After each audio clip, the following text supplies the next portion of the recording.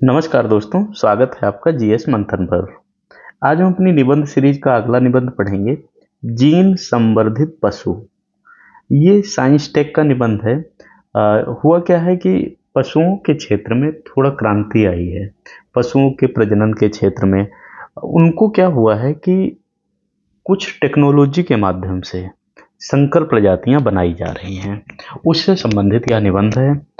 पूछा जा सकता है क्योंकि बहुत काफ़ी पहले एक परीक्षा में ऐसे निबंध पूछा गया था उस समय के परिप्रेक्ष्य में।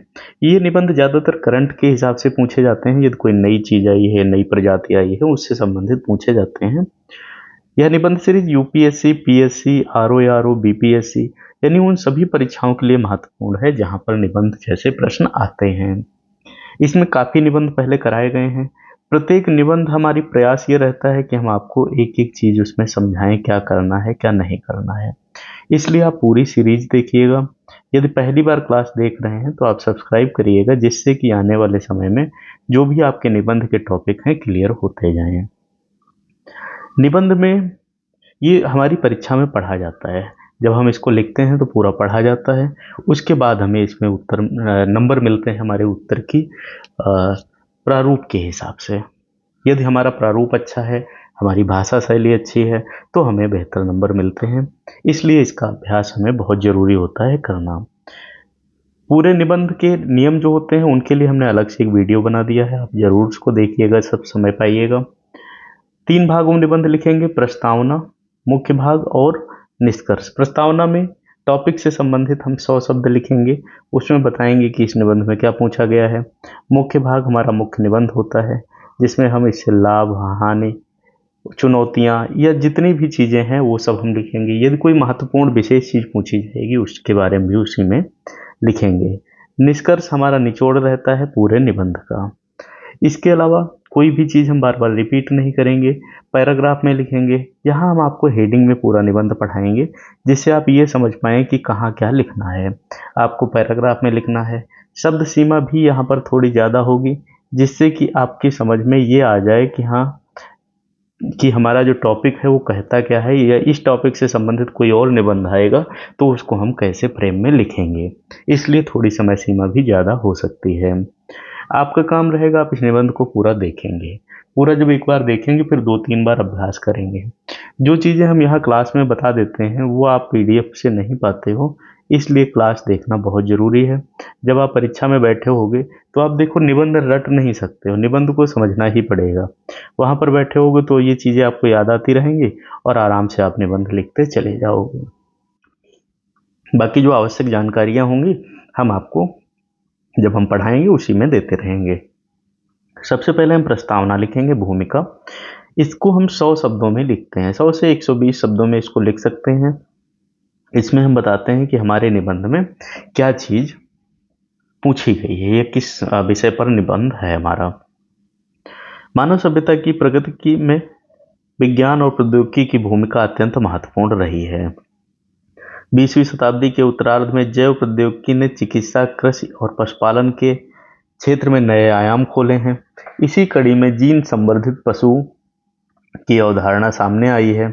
सरल शब्दों में, जब किसी पशु के जीन में कृत्रिम हस्तक्षेप करके उसमें वांछित गुणों को विकसित किया जाता है तो वह जीन संवर्धित पशु कहा जाता है।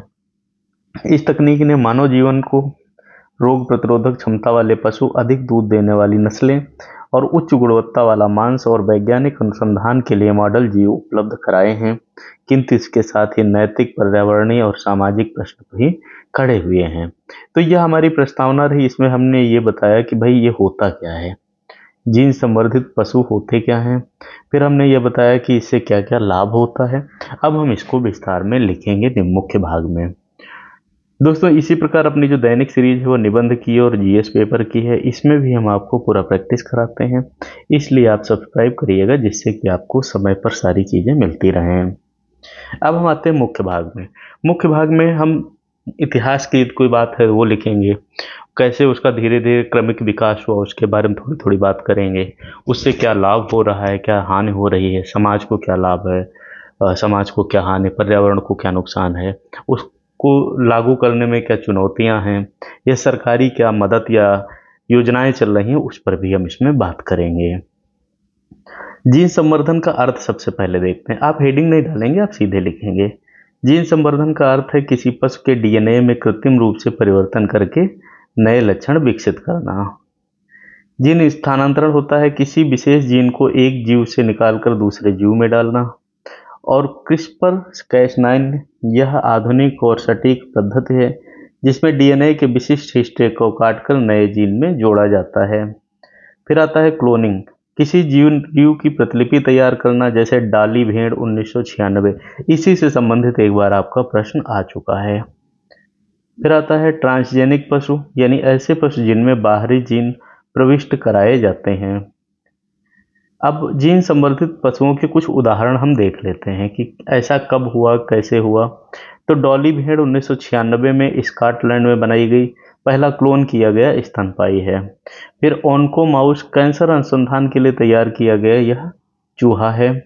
फिर ग्लोफिश यानी जेलीफिश की जीन डालकर बनाए गए चमकने वाली यह मछली है। फिर आता है कनाडा में इनवारो पिग, ऐसा सुअर जो कम फास्फोरस वाला मल छोड़ता है। जीन संवर्धित गायें यानी अधिक दूध रोग प्रतिरोधक क्षमता और लैक्टोज फ्री दूध व देने वाली नस्लें। जीन संवर्धित बकरियां यानी इनके दूध से औषधि प्रोटीन निकाले जाते हैं।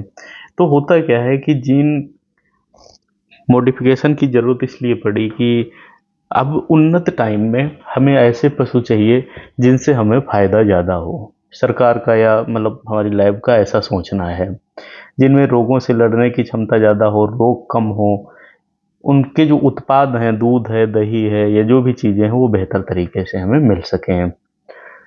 अब हम उपयोग और लाभ की बात करते हैं। कृषि और पशुपालन में अधिक दूध, अंडा या मांस उत्पादन, रोग प्रतिरोधक पशु, बेहतर नस्लों का विकास होना। इसमें क्या है, संकर नस्लें बनाई जाती हैं तो वो थोड़ा बेहतर होती हैं। हम ये कह सकते हैं हम अपनी ज़रूरत के हिसाब से पशुओं का निर्माण कर रहे हैं। चिकित्सा क्षेत्र में देखते हैं जीन संवर्धित चूहों पर दवाओं का परीक्षण, अंग प्रत्यारोपण हेतु पशु अंग, फिर औषधि प्रोटीन का उत्पादन जैसे रक्त में जमने वाला तत्व। पर्यावरण संरक्षण में देखते हैं ऐसे पशु जो कम अपशिष्ट उत्पन्न करें, ऐसे मच्छर जिनमें मलेरिया या डेंगू फैलाने की क्षमता ना हो। आप खुद सोचो, जैसे मच्छरों से आप इतने परेशान हो, साइंस ने हमें ऐसे मच्छर बना दिए कि मच्छर तो हैं लेकिन वो डेंगू नहीं फैला सकते। तो मतलब नॉर्मल अपना घूमते रहेंगे इधर उधर जैसे बाकी पशु पक्षी घूमते हैं। यानी साइंस कुल मिला के काफ़ी तरक्की कर रही है और इस पर ये हमसे पूछा जाएगा।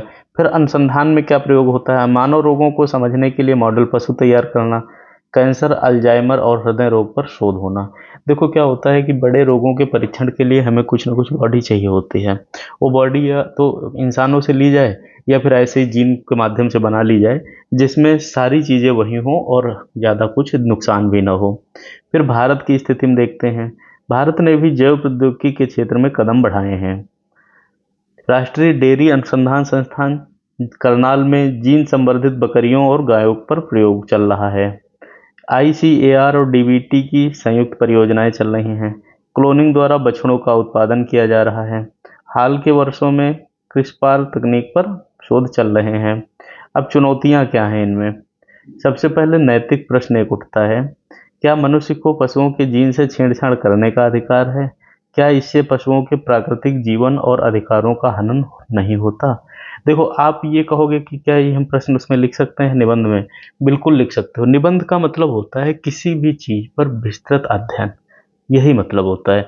और अध्ययन के बाद भी एक लाइन जुड़ी है इसमें, जो सार्थक हो, सकारात्मक हो, विकास के लिए बात करे या चुनौतियों की बात करे, वो भी तर्कों के साथ।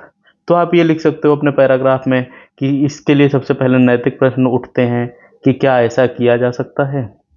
इससे स्वास्थ्य संबंधी भी खतरे हैं, जैसे जीन संवर्धित मांस और दूध मानव स्वास्थ्य पर दीर्घकालिक प्रभाव डाल सकते हैं। एलर्जी और कैंसर जैसी बीमारियों की आशंका है। फिर पर्यावरणीय खतरे हैं, यदि जीन संवर्धित पशु प्राकृतिक वातावरण में फैल गए तो जैव विविधता पर असर होगा, पारंपरिक नस्लों का लोप होगा।